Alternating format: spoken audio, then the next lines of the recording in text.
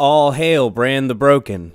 Uh, 8 seasons, 10 years, all this build up, all these threads that didn't really mean anything, never really got closed.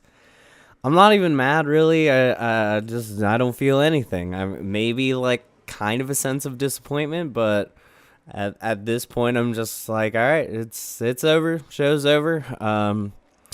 We can talk about the future of the Song of Fire and Ice franchise, because HBO is not going to let go of that one. And clearly we're going to get some sort of spin-off, maybe, in the aftermath of all this.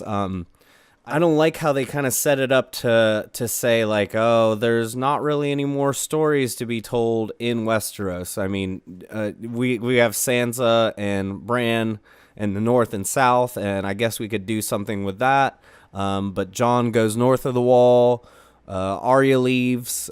She just gets on a boat and fucks off. So I'm gonna go through some points here about the episode and just kind of discuss what happened. So one issue I had, and I guess this is subversion in a way, is the last episode ended with Arya, hopping on this white horse, and it looked like she was leaving King's Landing. And I don't know if we're supposed to be led to believe that she was going towards the Red Keep or what was going on there, but it's like, the Dothraki that she's kind of looking at there. It's like they just repossessed her horse. They were like, that's not your fucking horse. And then they're riding around in the I don't know what's left of the plaza there. Yeah, that just seems so odd to me to try to have this imagery, and everyone was saying like pale horse called death, and it didn't really mean anything. It had no significance. I guess it was a little metaphorical, but she could have just hopped off a horse at the beginning there and been like, thanks, horsey, and they didn't even do that. It was very strange. It feels like they just didn't feel like, shooting certain parts, or they just had to cut stuff for time, but I'm not really sure. Anyways, I'm not going to bitch about the horse the whole time. Building up to the Tyrion throwing his handpin away and all that. I actually liked that.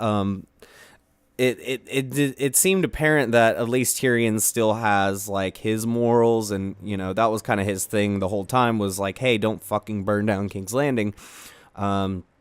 He has that really good acting moment where he finds Jaime and Cersei, and I mean that was good. That was, in terms of acting, everyone pulled their weight. They always do. And I'm not shitting on any of the actors. But the scene where Arya looks at Jon and, Jon says something like, well, she's our queen now, because that's all he fucking says. Arya says, try telling Sansa that. And it didn't feel natural at all. It was just so weird. I mean, she could have said anything else relating to the North, or, it was just odd that she picked the way they phrased it, I guess. The dragon imagery going into, there's that scene where Dany walks out and Drogon flies like overhead and then like goes into this like little what's left of the keep there, and then like as she's walking out, he like flies up again so that we can get the shot of like the wings behind her. I don't know if this was intentional, but that's from that Dracula Untold movie. And to me, it looked just as cheesy. It looked like, the fantasy reimagined, edgy Dracula thing that movie was going for. I didn't really understand that choice. I didn't think it was necessary at all. And it kind of had that implication. I know it was trying to imply that Dany was evil, but it was kind of like doing that with Drogon as well. Jon behaves... His acting is really good, especially in his little betrayal scene and even his conversation with Tyrion. But he still behaves like a fucking NPC. Like, he just says the same things. Like, every time you ask him, it doesn't matter who's asking him, he just repeats the same line. or he's like a really dull structured player character. He doesn't have any new dialogue though. He can only do these so many voice options depending on who's talking to him. They act like he can't decide what Dany did was fucked up. Like he needs Arya and Tyrion to convince him like, hey, that was pretty fucked up, but also you're going to die next cuz she knows that you're the heir to the throne, which it just didn't make any sense. It was like, Jon, I get that he was supposed to be conflicted by love, but I just still don't feel convinced of their relationship. It didn't feel like it mattered. So they were referring to the whole Ygritte romance and all that, and that happened in a very short span of time as well, but it was just more convincing. I just never felt convinced that Jon actually cared. I think he just thought she was hot. Like, it's very strange to me. It's like seeing someone in a relationship where they know it's a bad relationship, but they can't admit it. So they need everyone else to convince them of that. It just seems like at this point in Jon's arc, he should be a fucking badass, and he should not. He should care about like the future of the kingdom. At least if he's going to step away from it. And it was just odd. It felt rushed. So we get this scene where Jon and Dany are in the throne room, what's left of it, and the snow's falling. It was snow. It wasn't ash. Everyone thought it was like a Queen of the Ashes thing, but it was actually winter had arrived in King's Landing. But the issue with that scene that it really bothered me for some reason, is she says this kind of stupid shit about the Iron Throne, and then she kind of like dogs on George R.R. Martin's vision of what the Iron Throne is supposed to be. And there are some interviews where he's talking about that, like it's supposed to look like a mountain of swords that goes really high, and it's really disorganized and looks pretty like scary and kind of fucked up. And the big thing George said about that was it's not supposed to be like this nice little fancy throne. It's supposed to be rough, and it's made by blacksmiths and a dragon, so it's not going to be like a work of art. But in the interview where George is talking about that, he openly expresses like, hey, I'm not like shitting on the show.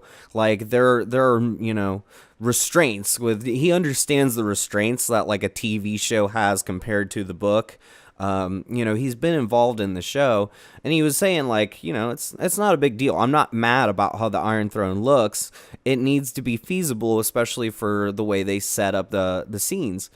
But it was just so odd that she made that statement kind of like, wow, how stupid and naive I was thinking that it would be this towering throne of swords. Just why do we need that? And then we get this like cheesy, Dany says something about like destiny to Jon. Before I was a little girl that could barely count beyond 20, and it was just, I don't know, it felt clunky and weird. I get what she was trying to say, and they were trying to imply that, she thought it was like the Targaryen destiny for them to rule together. It seems like they could have built more conflict with that over time. And that's really my biggest complaint in the end here is I wanted 10 episodes. I know this is like, I've probably bitched about this like way too many times with my friends, but if season 7 and season 8 were 10 episodes, and because I think they got good at that pacing, they could have still done everything kind of the way they did it, just with more room to write and plan, some of the like building, foreshadowing dialogue, big moments that we had in earlier seasons that, were culminating to those finales of each season. We didn't really have that. So I do wish they would have stuck with the 10 episodes. I think they were good at it. I'm not particularly mad about the writing at this point, just because we're so deep into what's happened. It just feels like we're jumping to it's like the outline. Like George gave them an outline of how everything is supposed to end, and that's kind of how the ending felt, was like an outline. Like, well, here's this and that, And, this event is going to tie up all this stuff. We get to Tyrion. He's been arrested by the Unsullied, and so is Jon. Don't really know why. I get that they would keep Tyrion alive, but it seems like as soon as Jon would have stepped out of that throne room, they would have just killed him. I mean, they were killing Lannister infantrymen for less, so it seemed pretty logical that they would just like kill him as soon as he walked out of that room. But they imprison him, and it's kind of odd too, because like he could have lied like really easily. Like he could have just said like, yeah, she sat on the throne and Drogon went fucking crazy and just melted everything, and then like took what was left and flew away. I mean, I get that Jon's honorable. He's not going to lie, but he could have, he could have got away with that. And he could have done it for the good of the realm. It was very odd how Drogon decided to melt the Iron Throne as well. I don't know what to say about it. It's like, I know dragons are intelligent, but do dragons know the significance of politics? Like, he's just like, oh, well, you killed the queen, so the throne doesn't fucking matter anymore, and he melts it.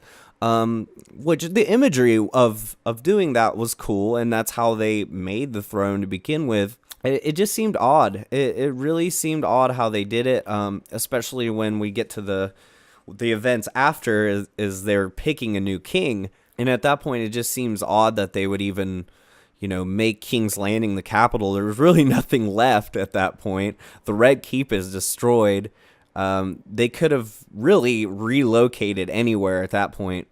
But it looks like they're going to stay in King's Landing and rebuild. So we get the scene with Tyrion. He's been arrested. So we've got all these extra characters from past seasons and the people who have filled their roles. We have Robb and Aaron, the Vale guy. We've got the Dornish character. They don't really explain who would have taken control of Dorne after all the events of season 5, or 5 and 6, whatever. Everyone that's kind of risen to the top of their houses, and it seems like Sam has picked up the Tarly house as well. And we get this really interesting scene where Sam proposes like democracy, like, well, we could just have the people vote, and they're like, yeah, cool, but fuck that idea, and we're just not going to do that. We're actually just going to pick a king. We're trying to say that these characters are not going to rule in the same way, but it seems like all Westerosi tradition is kind of out the window, and I really thought they would pick Gendry. It seemed like the most logical thing to do, but then they decide, well, Bran doesn't really have any opinions, and he just knows shit. So Tyrion becomes Hand of the King, and he does most of the work. I guess that's kind of what they've established. The king shits, and the hand receives that shit, I guess. As a punishment, it kind of made sense and kind of didn't, since it was a role that Tyrion actually enjoyed and did a good job at. I'm guessing Bran knows that, so that's why he picked him. But it didn't really seem like a punishment when that's what Tyrion kind of wanted all along, and he really enjoyed doing when Tywin was gone. So, yeah, and then we get this little scene where they have their little hand meeting, and Varys is gone, and they're missing a few cast members there, but it's pretty neat, and until this like really bad joke that Tyrion starts to tell, and it's supposed to be this kind of like, oh, ha ha ha moment at the end, but it didn't really land like with the same level of comedy that they've actually pulled off like in the early seasons, especially in season 2. There's like some great comedic moments, especially with the character interactions. And the one thing I want to say particularly about this episode, I'm not sure how quickly they did reshoots in the span of planning this season, but it did feel like a few moments there, especially Tyrion and Jon's debate about Dany's worth as a good or evil ruler or tyrant, whatever. It did feel like the fans' argument, and then that reunion with Ghost really felt like the show responding to all the negative things about Ghost. So I wonder if they planned that from the start, or if they just threw something together really quickly and, you know, edited it back in there. But I thought it was nice to have that reunion. You could tell they were trying to, like, service some of the wounds that they created in some of their decisions this season. So I really don't know if they intended on making fans upset to have those moments of you know, debating these points, but it reflected the fan base in a very odd way. But it was kind of interesting to see how they did that. So yeah, in conclusion here, I'm not really. I mentioned where the characters end up at the end. I guess Bran doesn't need to become a tree. The Three-Eyed Raven can just hang out in a throne room or whatever. I wish and that's the biggest problem for me with a lot of this stuff, and I'm sure a lot of people who sympathize with the fantasy elements of Game of Thrones and the books.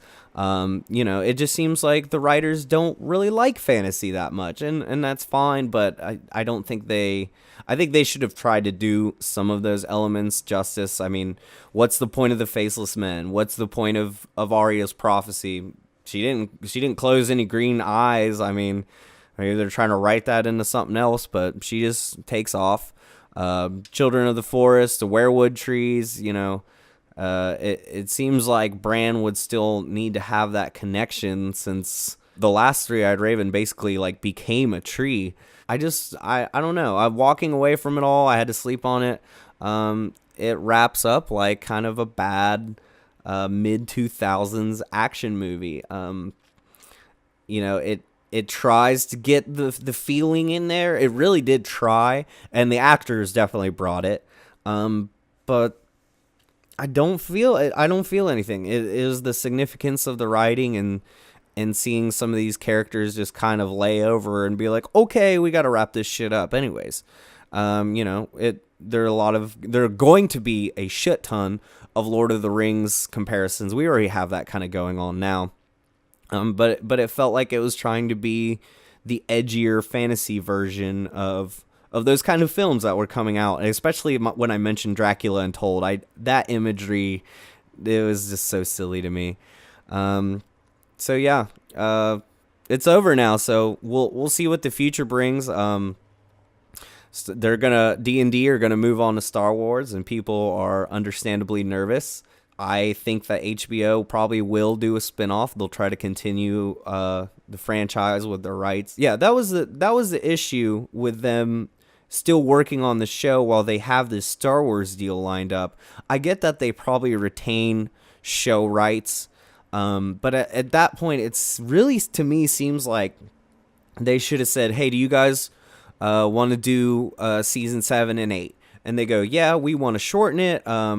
We want to just kind of wrap everything up and, you know, finish our work as quickly as we can so we can move on to the next project." And I think that was a little unfair to the fans. I think that HBO should have said, okay, well, here's what we'll do, because we want a bigger show. We want more episodes. So what we'll do is you'll retain all the rights to everything, all the shows that you've worked on up until this point, and then season 7 or 8 or whatever comes after, they just pick new showrunners.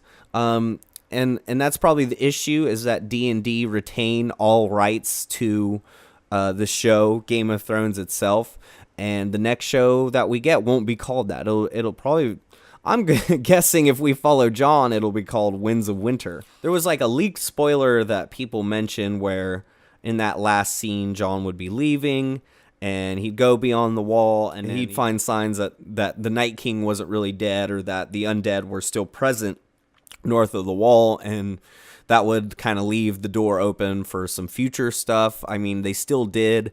I'm kind of glad that twist didn't happen, because that would have just kind of shit on everything before, especially the Battle of Winterfell. So yeah, the plot threads are closed. They left a few doors open. So we'll just have to see what happens in the future here.